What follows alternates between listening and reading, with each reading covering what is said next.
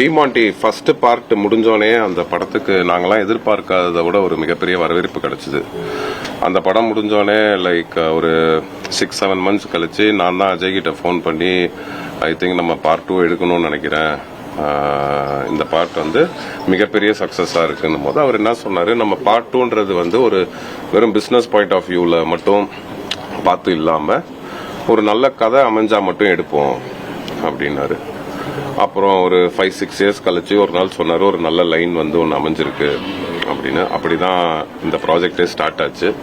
இந்த ப்ராஜெக்டை first initiate பண்ணது வந்துட்டு அஜய், அப்புறம் ஒயிட் நைட் என்டர்டெயின்மெண்ட் மணி அண்ணனும் காசி சாரும் தான் இந்த ப்ராஜெக்ட் ஸ்டார்ட் பண்ணாங்க. அப்புறம் படிப்படியாக அது வளர்ந்து கடைசியில் வந்து ஒரு படம் வந்து வெளியில் ரீச் ஆகிறதுக்கு வந்து மிகப்பெரிய சப்போர்ட் ஒன்று தேவை. அதுக்கப்புறம் பாபி சார் வந்ததுக்கப்புறம் இப்போ த்ரூ அவுட் த வேர்ல்டு இந்த படம் எல்லாருக்கும் பயங்கரமா தெரியுது.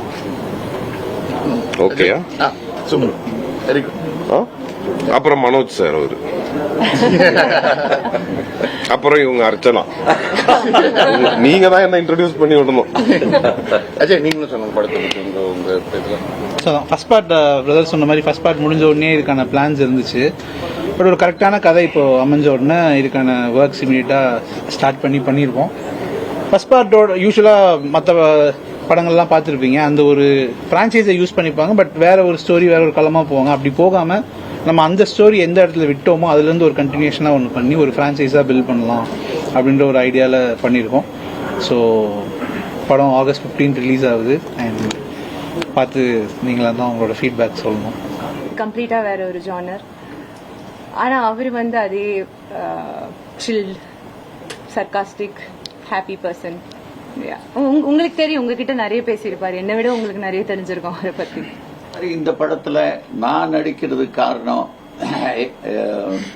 நம்ம டைரக்டர் எனக்கு இந்த கதை சொன்னதுக்கு அப்புறம், அதுக்கப்புறம் தம்பி கூட பழகினதுக்கு அப்புறம், அருள்நிதி கூட இருக்கும்போது ரொம்ப கம்ஃபர்டபுளா இருந்துச்சு.